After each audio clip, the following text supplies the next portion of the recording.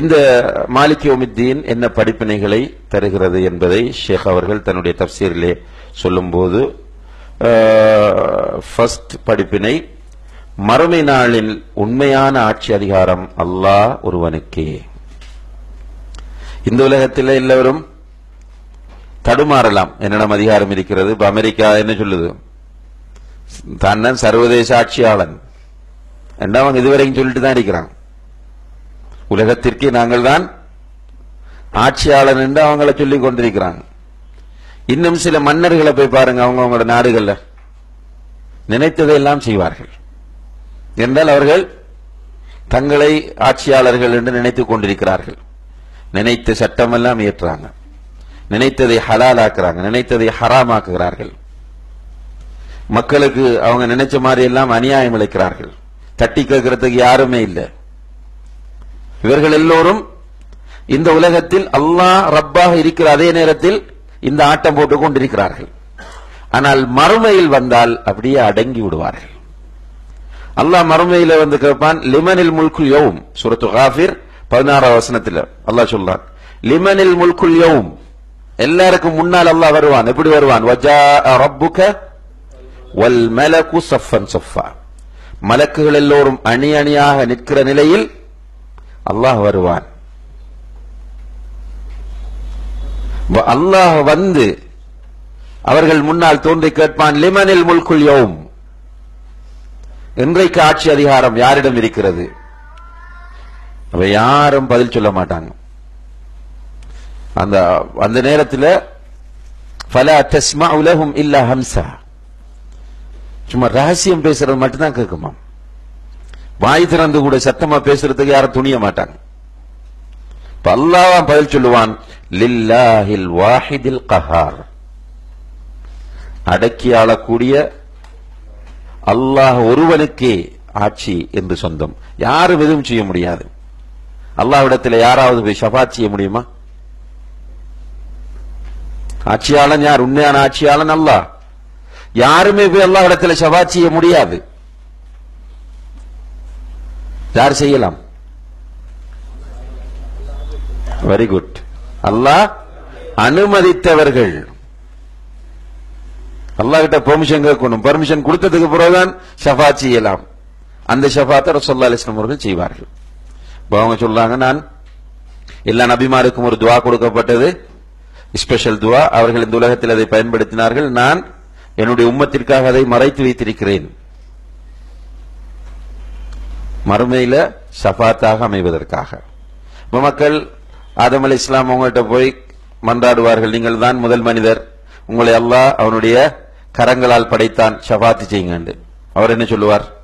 தன்னுடைய சில தவறுகளை சுட்டிக்காட்டி, என்னால் அது முடியாது, நீங்க நூஹிட்ட போங்க. நூஹிடம் போய் நீங்கள் தான் அவ்வலுர் ருசுல், முதல் தூதர் என்று சொல்வார்கள்.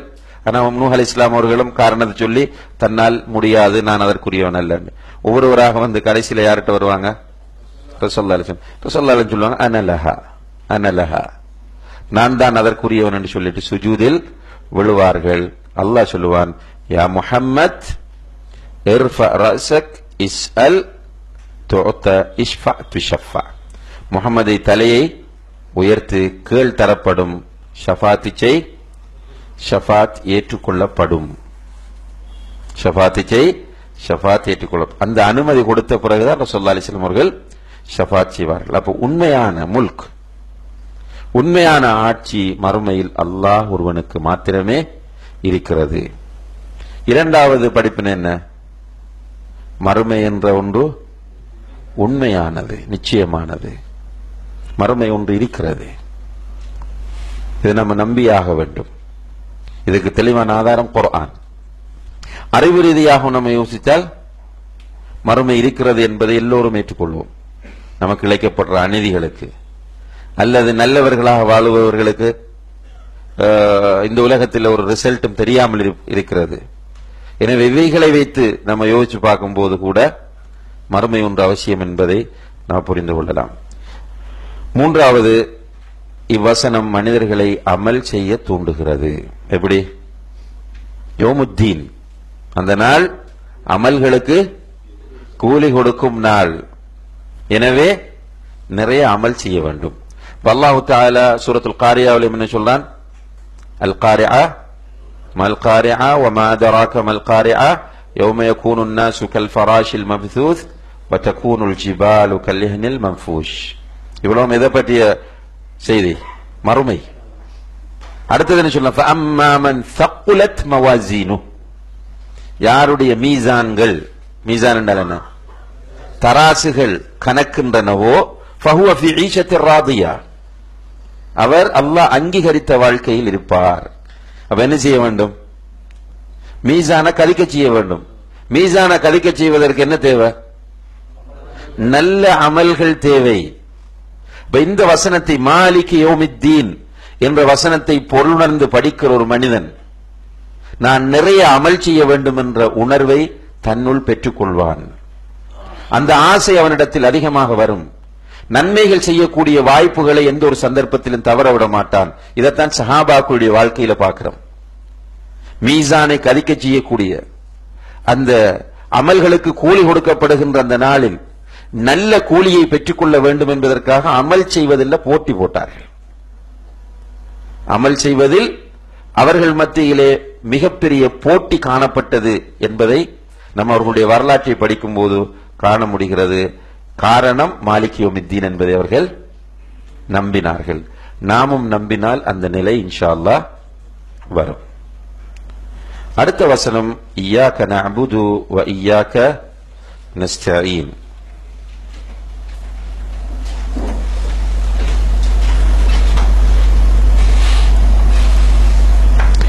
இதுல சரியான முறையில் எப்படி வரும் என்றால் நஅபுதுக நஸ்தஈனுக என்று வரணும், அல்லது நஅபுது இய்யாக நஸ்தஈனு இய்யாக. இதான் அரபிக் சரியான அமைப்பு. அரபு இதுல அந்த அமைப்பு மாற்றி போடப்படும் போது அது தரக்கூடிய கருத்து. இப்ப இய்யாக என்பது மஃபூல் பிஹி. அரபு கிளாஸ் போறவங்களுக்கு தெரியும் மஃபூல் பிஹி என்றால் செய்யப்படு பொருள். இப்ப மஃபூல் பிஹி முற்படுத்தப்பட்டு வந்தால் அரபு அமைப்புல மஃபூல் பிஹி பின்னால்தான் வரணும். முற்படுத்தப்பட்டு வந்தால் ஹஸ்ர் என்ற கருத்தை கொடுக்கும். ஹஸ்ர் என்றால் என்ன? மட்டும். இன்னமா அல் அமாலு பின்னியாத், செயல்களெல்லாம் எண்ணங்களை பொறுத்தே அமையும். எண்ணத்தை மட்டுப்படுத்துவது, செயல்களை கொண்டு போய் எண்ணத்தில் மட்டுப்படுத்துவது.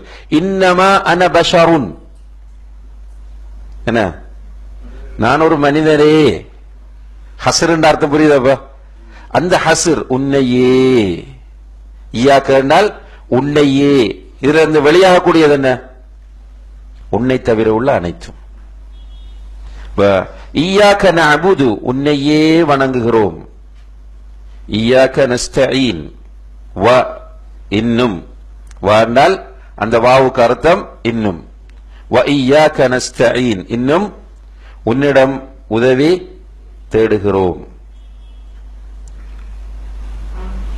உன்னையே வணங்குகிறோம், உன்னிடமே உதவி தேடுகிறோம்.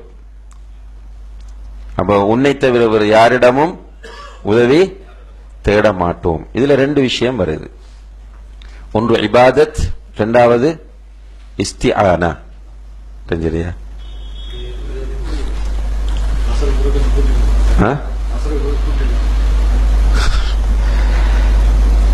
இய்யாக நஅபுது வ இய்யாக நஸ்தஈன், உன்னையே வணங்குகிறோம், உன்னிடமே உதவி தேடுகிறோம். இதுக்குள்ள ரெண்டு இபாதத் வருது. ஒன்று என்ன? பொதுவாக இபாதத் என்ற பதம். இரண்டாவது இஸ்திஆனா. இஸ்திஆனா என்றால் உதவி தேடுதல்.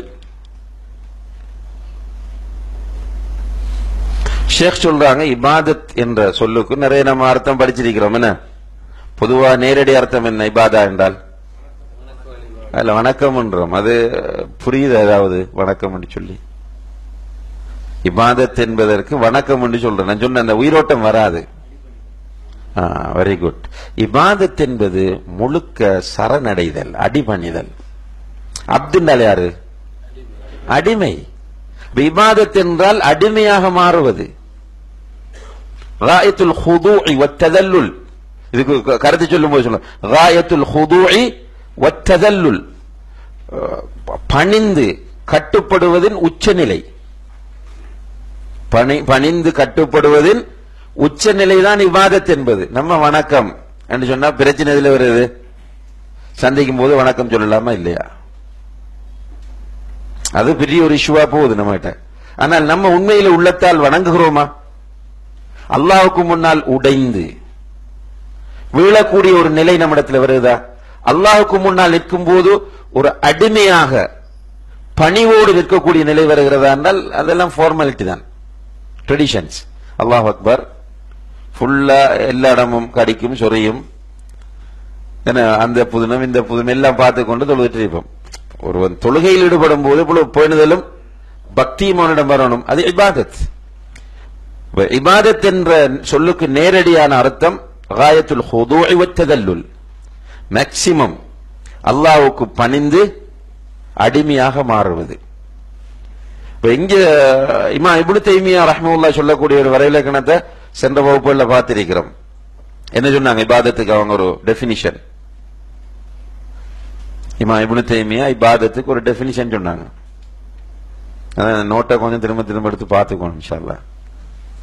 ஹிய இஸ்முன் ஜாமிஉன் லிகுல்லி மா யுஹிப்புஹு அல்லாஹு வ யர்தா மின் அல் அஅமால் அல்-ஸாஹிரத்தி வல் பாத்தினா.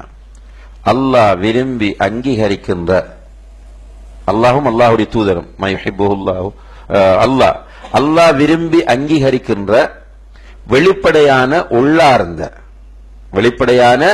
உள்ளார்ந்த அனைத்து செயல்களும் இபாதத் ஆகும்.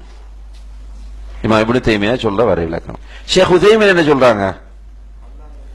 அல்லாஹ் ஏவிய அனைத்தையும் செய்வதையும் அவன் தடுத்த அனைத்தையும் விடுவதையும் இபாதத் என்பது குறித்து நிற்கும். அப்ப இபாதத் என்றால் என்ன? அல்லாஹ் ஏவிய அனைத்தையும் செய்ய வேண்டும், அல்லாஹ் தடுத்தவைகள் அனைத்தையும் தவிர்த்து கொள்ள வேண்டும். ஈயாக்க நஅபுது என்ற அர்த்தம் என்ன சொல்லுங்க பாப்போம். யாராவது இதை வச்சு அந்த கருத்தை சொல்லுங்க பாப்போம்.